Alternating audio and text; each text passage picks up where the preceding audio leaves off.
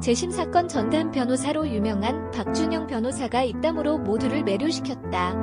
31일 방송된 KBS ETV 예능 프로그램 옥탑방의 문제아들에서는 억울한 누명을 쓴 이들이 무죄를 밝혀내는 재심 전문 변호사 박준영이 출연했다. 대한민국 법조계에서 가장 핫한 분 박준영 변호사가 반갑게 인사했다. 화성 연쇄살인 8차 사건, 낙동강변 살인사건, 삼내 나라 슈퍼 사건, 그리고 억울하게 누명을 쓴 사람들을 위해 싸우는 변호사였다.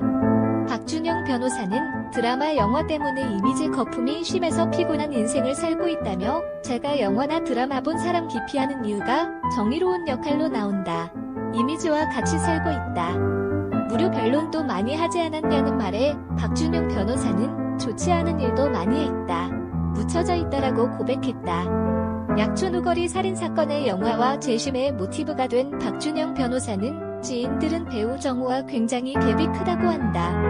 하지만 저는 적당한 캐스팅이었다고 생각한다. 권상우, 정우 씨의 공통점은 몸짱인데라면서 자신의 탄탄한 근육을 자랑했다. 턱걸이 운동으로 근육을 키웠다는 박준영 변호사는 자신감을 드러냈다.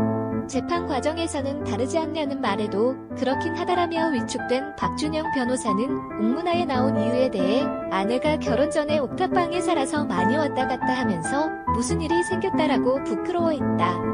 관상을 본다는 박준영 변호사는 형사 사건 하면서 많은 사람을 만났다. 수사나 재판 중인 특수한 상황이다.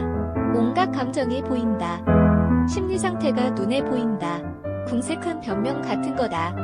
던지는 질문이 민감하고 당황스러운데 답변을 보면 나를 속이고 있구나라는 게 보인다라고 밝혔다. 그러면서 오늘은 제가 초조하다라고 자수했다. 고졸 출신이라는 박준영 변호사는 고시촌에서 테이프 많이 들었다.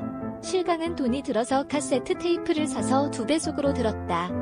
저는 5년 공부했다. 많은 사람들이 법조인 하면 모범생을 생각한다. 저는 전혀 아니었다. 아무 생각 없이 살아가다 24살 때 인생을 뒤집어 보고 싶었다. 사법고시를 보자 싶었다. 군대 갔다 와서 정신 차림 케이스다라고 했다.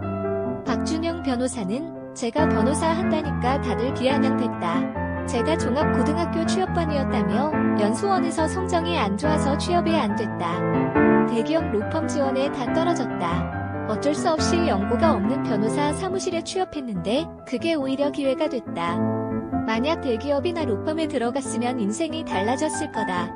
난 안정적으로 살고 싶었던 사람이다라고 고백했다. 박준영 변호사는 사법고시 준비할 때 합격만 시켜주면 어려운 사람들 돕겠다 생각하지만 합격하고 나면 그런 시절 다 잊어버린다면서도 제 인생을 바꾼 건 수원 노숙 소녀 살인 사건이었다. 무고한 사람이 범인으로 잡혔었다. 고등학교에서 여학생 시신을 발견됐는데 2명의 노숙인과 5명의 가출 청소년이 범인으로 지목돼 1에서 5년으로 옥살이하고 무죄로 다 풀려났다라고 회상했다. 이어 제가 그 당시에는 소극적으로 변호했다. 굳이 검찰과 적이 될 필요가 있어? 라는 생각 때문에 1차에서 유죄가 났다. 충격으로 반성하게 됐다. 박준영 변호사는 실제 법정 내에서 판사가 하지 않는 행동에 대해 실제 재판에 참여하는 변호사 정답은 바로 판사본을 치지 않는다였다. 한때는 실제로 사용했었지만 현재는 없어졌다고. 갑자기 증인을 신청한 적도 있다고. 박준영 변호사는 그걸 해본 사람은 거의 없지만 저는 해봤다. 완벽하게 계획된 비밀 증인으로 검찰과 재판장도 예상 못한 증인이었다라고 말문을 열었다. 이어 삼내 나라 슈퍼 사건 재심이었는데 재판 당일에 판사님께 가서 이 법정이 진범이 나와 있습니다라면서 증인 신청을 했다라고 회상했다. 시사 프로그램의 관계자가 해당 진범과 연결해줬다는 박준영 변호사는 저를 만날 때 진범이 조카를 데리고 왔더라. 진범이 조카에게 그것이 알고 싶다를 보라고 했다더라. 자신이 진범이라고. 가족회의를 했는데 본인의 의지가 강했다라고 전했다. 삼내 슈퍼 사건 피해자에게는 15억 원의 배상금이 주어졌다. 성폭행범 혀절단 사건의 피해자가 재심을 요청한 사건은 현재 재심 신청 자체가 기각됐다고. 박준영 변호사는 아직 항소 결과가 있지만 너무 안타깝다. 사건의 결론을 모르지만 할머님의 용기 있는 투쟁은 1심을 기각됐지만 마음만을 알아줘야 한다고 생각한다라고 밝혔다. 살인마 오원춘을 변호하기도 했던 박준영 변호사는 거부할 수도 있지만 범인에 대한 호기심도 있었다. 오원춘이 저한테 처음 건넸던 말이 기억난다.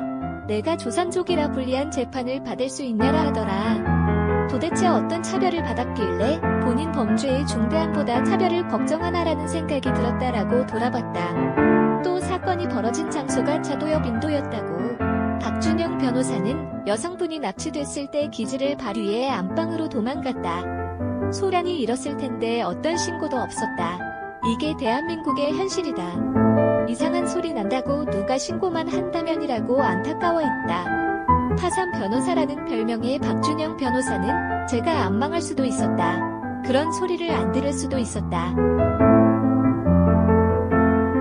제가 능력이 없는 건 아닌데 어쩌다 이렇게 됐다라면서도 사람들의 응원들에 하지만 가장이기도 한 박준영 변호사는 저는 아이들이 어떤 직업을 갖던 차별받지 않는 세상에서 살았으면 좋겠다라고 솔직한 마음을 털어놓았다.